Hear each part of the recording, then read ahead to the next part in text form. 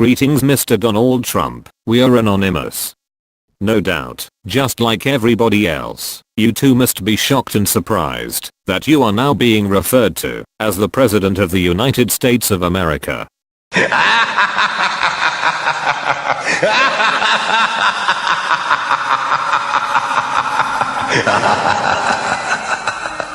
No, seriously. Who would have guessed you would have actually pulled it off, but you did, and therefore, we have a very urgent message just for you.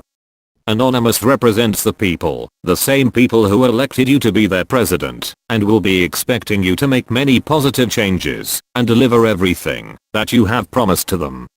Like many other presidents before you, they all had their own opportunity to show empathy and genuine care for their fellow citizens and to be remembered and respected. However, except for the late John F. Kennedy, sadly, all have bowed down to the wealthy, the powerful, the greedy, the corrupt big corporations and the elite above.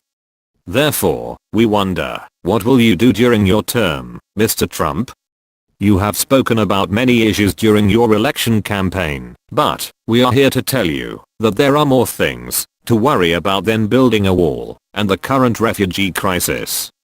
Let us inform you, the refugee crisis only exists because of greedy billionaires and corporations who want their country's resources just to profit, and the bombs the Western world are dropping on them, leaving them no other choices but to flee for their lives. So keep this in mind when you speak harshly against them in the future. Remember whose fault it really is. So what are you going to really do for the American people, Mr. President? Because right now, you should see yourself as the apprentice and learn from the mistakes of those before you, such as Barack Obama and his many failings and lack of care for the citizens and empty words, such as towards indigenous natives, having ignored what is happening at Standing Rock and turning a blind eye. Will you protect their water, protect their food, protect their security, their health, education, their human rights, their privacy, or are you just going to be like many others who could have made a great name for themselves, only to be, well, let's just say, just another puppet? We know you are smart, because you know about Tower 7 being taken down by controlled demolition on 9/11. There's a great deal of question about whether or not the damage and the ultimate destruction of the buildings was caused by the airplanes, by architectural defect, or possibly by bombs or aftershocks. Do you have any thoughts on that? Well, it was an architectural defect. You know, the World Trade Center was always known as a very, very strong building. Don't forget, that took a big bomb in the basement. Now, the basement is the most vulnerable place because that's your foundation.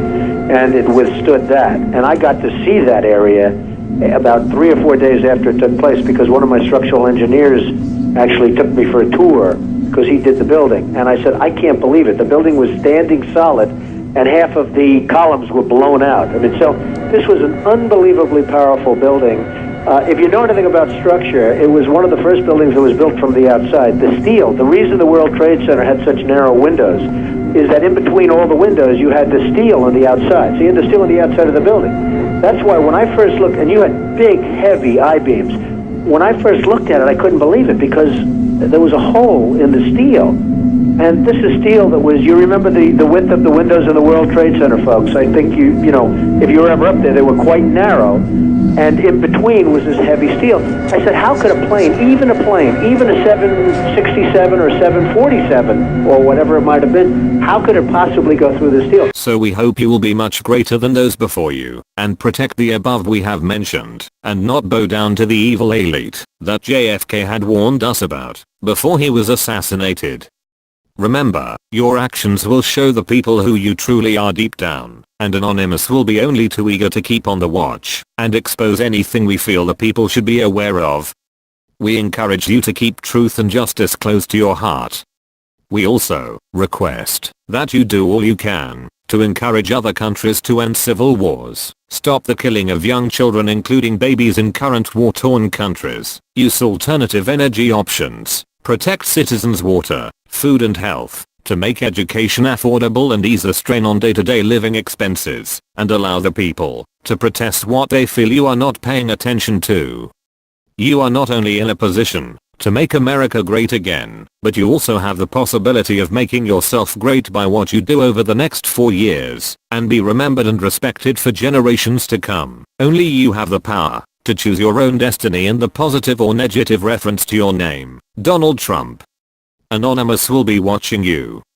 We are anonymous, we are legion, united as one, divided by zero. We do not forgive, we do not forget, expect us.